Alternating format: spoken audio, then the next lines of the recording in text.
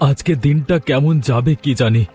না পারছি দেনা শোধ করতে, না পারছি ঠিক মতো খাবার জোগাতে। চিন্তা করো না গো, সব ঠিক হয়ে যাবে। ভেঙে পড়িস না বন্ধু, জোয়ারে মাছ আসবে, তুই শুধু জাল নদীতে ফেল। কাশেম মহাজনের দেনা শোধ না করলে সে আমার জাল কেড়ে নেবে হুমকি দিয়েছে। ভয় না পেয়ে কর্ম করো, দেখবে মহাজন কিচ্ছু করতে পারবে না।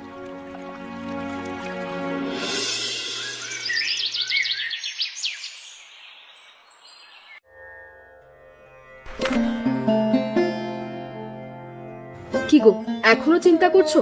মাছ না পড়লে কি করবে বলো? তুমি শুধু চেষ্টা করো, বাকিটা আমি দেখছি। জাল খালি ফিরলো ভাবি, এখন কি হবে?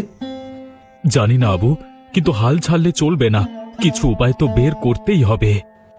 আজ তো কিছু পেলে না, কাল দেখো একবার চেষ্টা করে, নিশ্চয়ই বড় মাছ ধরা পড়বে।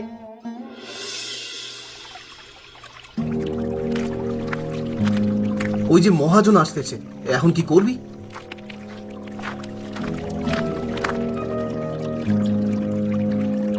কে রে রহিম, খালি হাতে ফিরলি যে? দিনের কথা মনে আছে তো? মনে আছে কাশেম ভাই, আজ না হোক কালকের মধ্যে শোধ করব। কাল কাল তোর শেষ দিন। টাকা না দিলে তোর ভিটে মাটি আমি দখল করব। আগে আপনি নিয়মের সুদ কষেন, তারপর কথা বলেন। আয় বুঝে চলবো। বেশি কথা বললে তোর স্বামীর কপালে দুঃখ আছে। ভিটে মাটি ছাড়া করবো তোদের, এইভাবে যদি মুখ চালাস।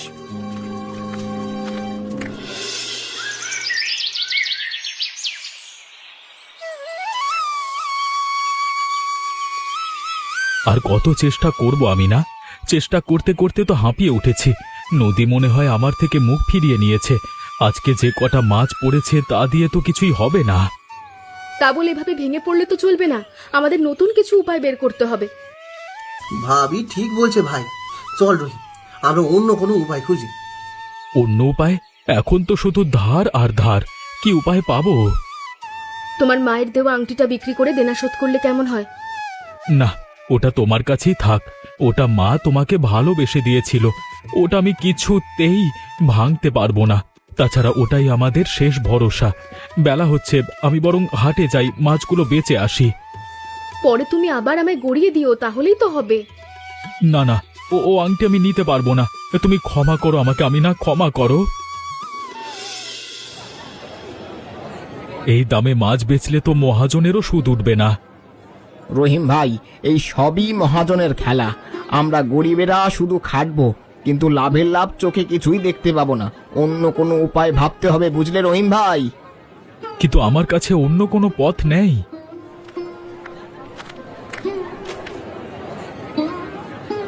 এখনো বুঝি স্বপ্ন দেখছিস? যা, নদীতে ডুব দিয়ে মর গিয়ে।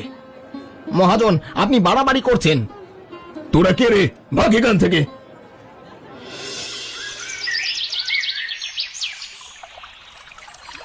কাশেম তো দিন দিন আরো খারাপ হয়ে যাচ্ছে। চল আবু, আজকে আমরা এমন এক জায়গায় জাল ফেলবো যেখানে কেউ যায় না। যদি এটা তোর বাবার কথা হয় তবে চল। হাল ছাড়লে চলবে না।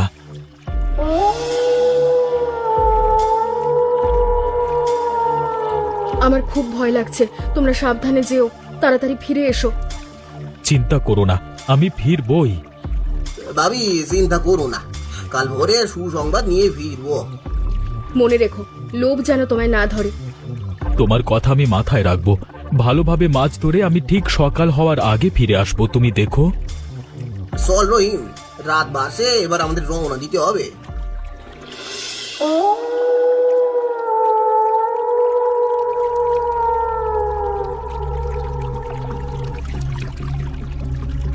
এটাই সেই পথ। বাবা এই পথের কথাই বলতেন। এ কোন জলার মধ্যে ঢুকলাম ভাই? স্রোত খুব ভয়ঙ্কর। পেছনে ফেরা যাবে না, সামনে চলো, সাহস নিয়ে এগোতে হবে। ঠিক আছে, সবই তোর উপর ভরসা। বাঁদিকে আর একটা মোড় নিলেই আমরা পৌঁছে যাব আমাদের গন্তব্যস্থলে। আমি খুব ক্লান্ত হয়ে গেছি, আর পারছি না।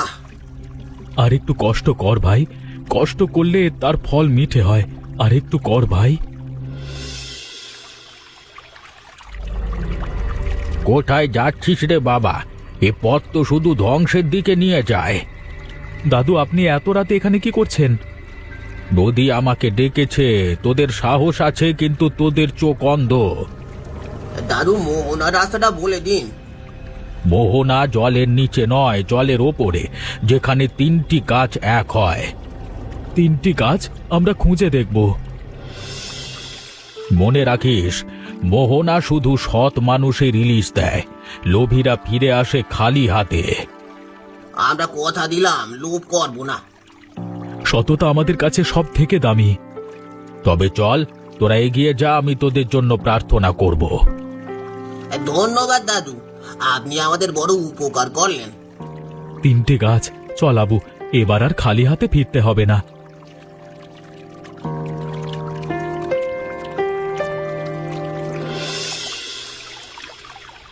ওই দেখ আবু, 3টে গাছ, দাদু মিথ্যে বলেনি। চল চল, আর দেরি করা ঠিক হবে না। সাবধানে, মহাজনের লোক এখানেও থাকতে পারে। এত রাতে কেউ আসবে না, জলদি জাল ফেল। এটাই আমাদের জীবনের শেষ সুযোগ, এখন যদি না পারি তো সব শেষ হয়ে যাবে।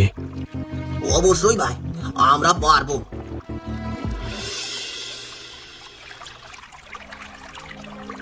এ কি, এত ইলিশ! দেখ আবুল, তাকিয়ে দেখ, ঝাঁকে ঝাঁকে ইলিশ মাছ ঘুরে বেড়াচ্ছে। আমাদের আমাদের আর সত্যি কষ্টে থাকতে হবে না রে আবু। এগুলো যদি ধরে নিয়ে যেতে পারি, অনেক অনেক টাকা হবে। ভাই, আমাদের ভাগ্য ভিড়ে গেল, ওই এত মাছ। চুপ, কেউ যেন না শোনে। অল্প মাছ নেব, বেশি লোভ করব না। লোভ করা ভালো নয়, বেশি লোভ করলে তার ফল কিন্তু খারাপ হয়। তাই যতটুকু প্রয়োজন সেটুকুই নিয়ে যাব। ঠিক বলেছ, চল চল জাল ফেলি। মনে হচ্ছে যেন এই মাছগুলো আমাদের জন্য অপেক্ষা করছিল। ওপরওয়ালা নিজে এগুলোকে হেফাজত করছিল আমাদের জন্য। আজ আমাদের দুঃখ ঘুষবে।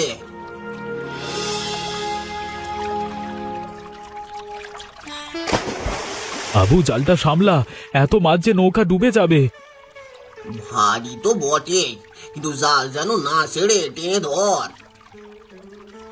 আমরা জিতে গেছি রে, এবার কাশেমকে উপযুক্ত জবাব দেব। চল, আর দেরি না করে ফিরে যাই। সততার ফল সব সময় মিষ্টি হয়। এবার আর কেউ আমাদের ঠেকাতে পারবে না।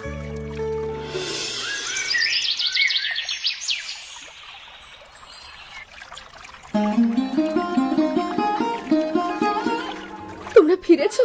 আমি সারা রাত ঘুমোতে পারিনি, বাড়িতে বসে অপেক্ষা করতে পারছিলাম না, তাই তো এখানে চলে এলাম। ভালোই হয়েছে এভাবে ফিরে এসেছো, দেখে আমি চিন্তা মুক্ত হলাম। আর চিন্তা করো না আমিনা, নদী আমাদের আশীর্বাদ দিয়েছে। এ দেখো, কত ইলিশ মাছ ধরে এনেছি। তাই তো, তোমার কত ইলিশ মাছ! এবার কাজ হলো মাছটা নিরাপদ রাখা, জলদি করো। চল, সবাই মিলে মাছগুলো লুকিয়ে রাখি, নইলে বিপদ হবে। বাকি জেলেদের দেখলে না, তারা এখনো খালি হাতে ফিরছে। তোমার গোপন কথা কাউকে বলো না কিন্তু।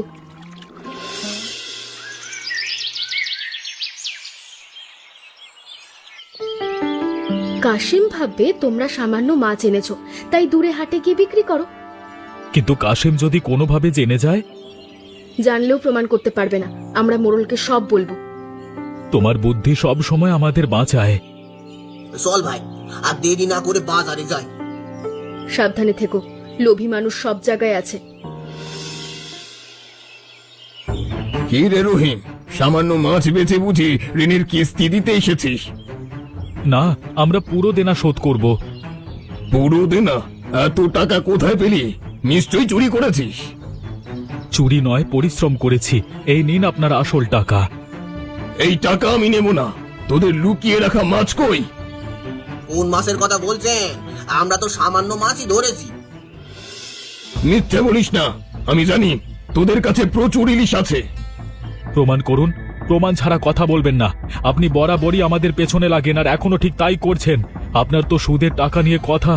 আমি কোথায় কি মাছ ধরলাম, কত পরিমাণ ধরলাম, তা নিয়ে তো আপনার মাথা ব্যথা হওয়ার কারণ নয়, তাই না? খুব মুখ হয়েছে, তাই না? আমি প্রমাণ করে দেব যে আমি মিথ্যে বলছি না। কাল মোড়লের কাছে যাব। মোড়লকে ডাকুন, আপনার আসল সুদ কত সেটাও তাকে বলুন। আমরা আপনার মতো লোভী নই। মানুষের কাছ থেকে বেশি টাকা পাওয়ার লোভে হিসাব গড়বড় করব। সৎ পথে থেকে রোজগার করেছি আমরা। এই যাও, দূর হও, পরে দেখা হবে।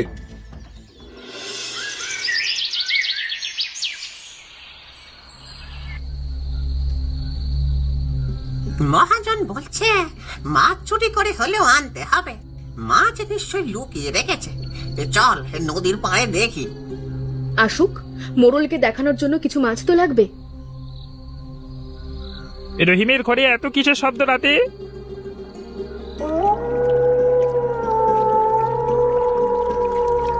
এখানে কি করে মাছ লুকিয়ে রাখবে? এখানে আশেপাশে তো তেমন কোনো জায়গা দেখতে পাচ্ছি না যেখানে মাছ লুকিয়ে রাখতে পারে রহিম। চল এই মহাজনকে বলি যে নদীতে কোনো মাছ নেই। এরা কারা এত রাতে জাল ফেলছে? চুপ, চল এখান থেকে।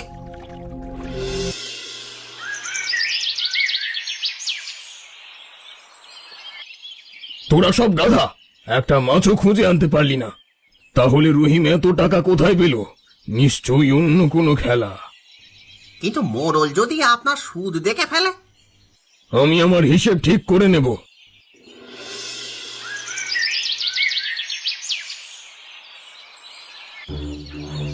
মোড়লকে সব বলবে, কাশেমের সুদের কাগজও দেখাবে। তোমার কথা মতোই সব হবে। আজকে আজকে আমরা বিচার পাবো। আজ কাশেমের মুখোশ খুলে যাবে। আর সেই লুকোনো মাছগুলো মোড়লকে দেখাবে, যাতে তিনি তোমার সততাটা বোঝেন। চল আবু, দেরি না করে মোড়লের কাছে যাই। মোড়ল সাহেব, রহিম চোর, সে অবৈধভাবে মাছ ধরছে।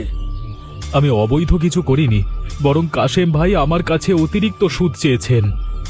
কাশেম, তোমার সুদের কাগজ দেখাও। এই তো আমার হিসেব। মিথ্যা, উনি আসল কাগজ লুকিয়ে রেখেছেন। কাশেম, সত্যি বলো। আমার অন্য কাগজও আছে। কাশেম, তোর এই সুদ অবৈধ। তুই গ্রামের গরিব মানুষকে ঠকাচ্ছিস। আমি ভুল করেছি, আমাকে ক্ষমা করে দিন মোড়ল মশাই। এ জীবনে আর এরকম ভুল করব না। নদীর এই আশীর্বাদ আমার সততার জন্য এসেছিল, আপনার লোভের জন্য নয়। রহিম, তোমার মাছের কথা বলো। আমরা শুধু দেনা শোধের জন্য যতটুকু দরকার ততটুকুই ধরেছিলাম। আমাদের কাছে কিছু ইলিশ আছে, যা আমরা গ্রামের গরিবদের মধ্যে ভাগ করে দেব বলেই রেখেছি। মহাজনের অত্যাচারে গ্রামের কিছু মানুষ আছে যারা ভালো মন্দ খেতেই পারে না, তাদের সঙ্গে ভাগ করে নেব বলেই যত্ন করে রেখেছি।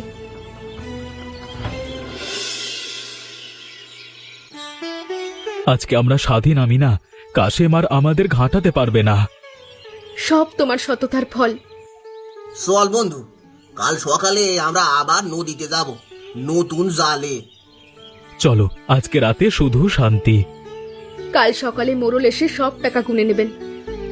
আসুন সবাই মিলে আজকে আনন্দ করি। কাশেমের সমস্ত সম্পত্তি নিলাম করা হবে। মোড়ল সাহেব, আমাকে ক্ষমা করুন। মোড়ল সাহেব, ওর শাস্তি হোক, কিন্তু ওকে গ্রাম ছাড়া করবেন না। ওর স্ত্রী সন্তানেরা এখন কি করবে?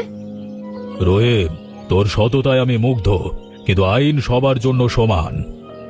কাশেম যেন আর কখনো কারো সঙ্গে এমন না করে। আমি প্রতিজ্ঞা করছি, আমার ভুল হয়েছে। ঠিক আছে, আপাতত কাশেমকে শুধু জরিমানা করা হলো। আপনার মতো সৎ মানুষ যেন সবাই হয়। নদী আমাদের সবার, আমরা মিলেমিশে থাকব। আপনার ঋণের বোঝা আজ নামলো। নদীর আশীর্বাদ কখনো ফুরোয় না। রহিম, তুই আজ পুরো গ্রামের মুখ বাঁচালি। রহিম তার পরিশ্রম আর সততা দিয়ে ঋণ শোধ করেছে। কাশেম, এখন তোমার অন্যায় সুদের হিসেব দাও। শেষ পর্যন্ত ন্যায়ের জয় হলো। এখন থেকে আমরা শান্তিতে থাকতে পারবো।